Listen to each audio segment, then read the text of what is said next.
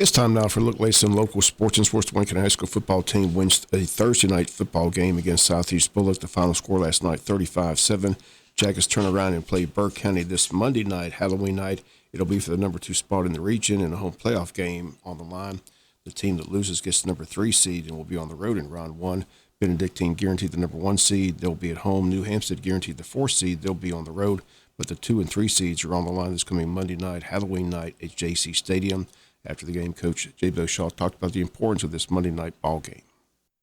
Playing a big-time game at home and back in JC, and what a great opportunity. You know, we let one slip out of our hands last week. We get it right back because we took care of business tonight. We need all of Wayne County, and I know it's a Monday night and it's Halloween.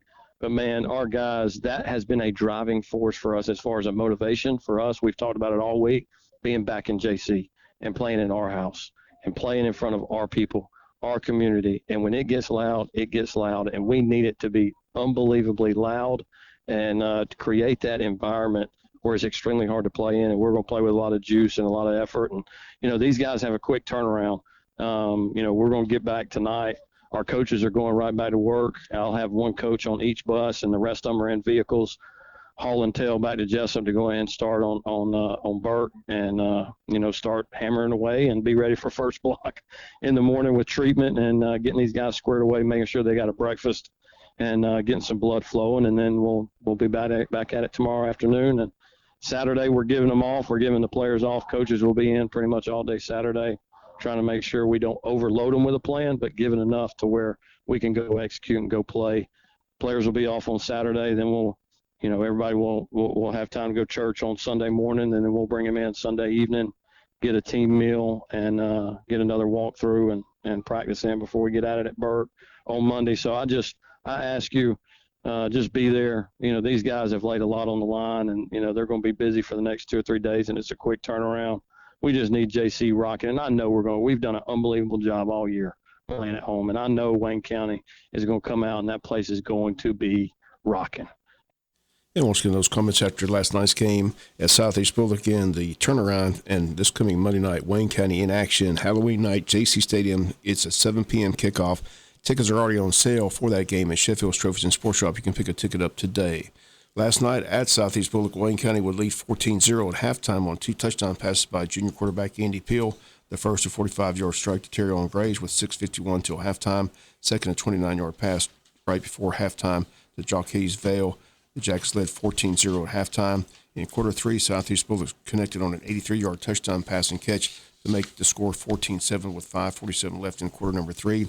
Jackets had a 2-yard run by Matthew Fuller with 2:09 third quarter to make the score 21-7. Then a pick 6 by defensive back Jaw Ross from 29 yards out to make it 28-7 with 1:59 third quarter. And finally a 5-yard touchdown run by Shabron Booker with 7:06 left to go in the ball game.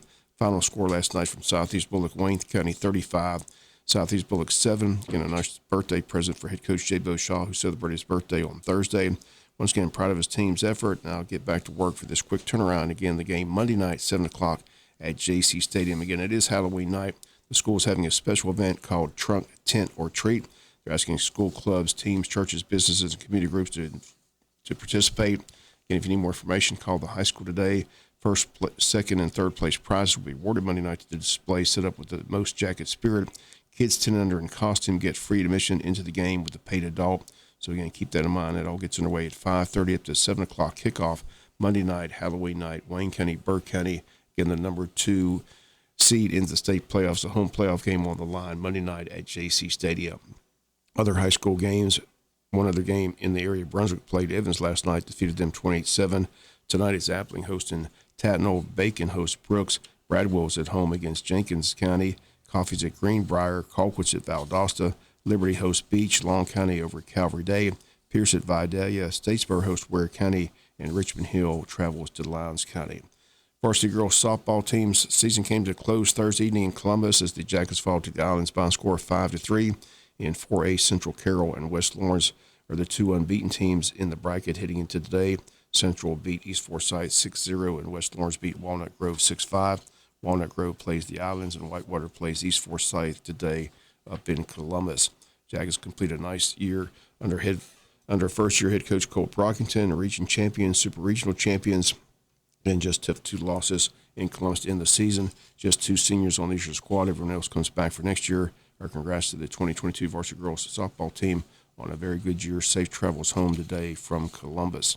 In AA softball, Appling, Jeff Davis, and Pierce are all in Columbus, Georgia, and Jeff Davis and Mont Perrin are in the winners bracket after Perrin beat Pierce yesterday 2-1, and Jeff Davis beat Appling yesterday by a score of 5-0. Our competition cheer team continues to remain undefeated. They're getting ready for region competition, but they've got to meet Saturday in Swainsboro. Again, the Wayne County High School committed cheer team in action Saturday at Swainsboro.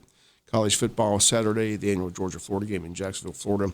CBS TV has the telecast at 3:30 Saturday afternoon. Poplar Farms in Odom is going to get some more publicity as CBS TV called, asked permission to do the story about the corn maze, where it's in honor of Stetson Bennett, the quarterback for Georgia. So, again, that'll be featured during the broadcast Saturday on CBS TV. Georgia Tech in action Saturday. We've got that game on AM 1370. They've got a key ACC game at Florida State, take on the Seminoles. That's a 12 noon kickoff Saturday on AM 1370. Georgia Southern Eagles have this weekend off.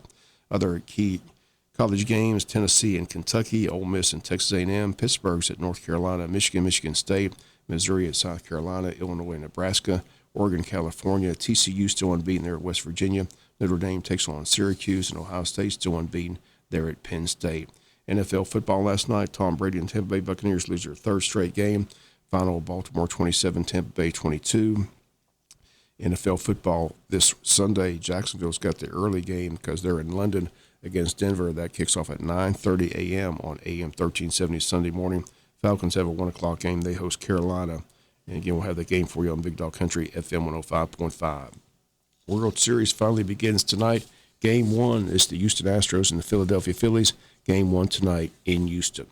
That's going to do it for the latest in local sports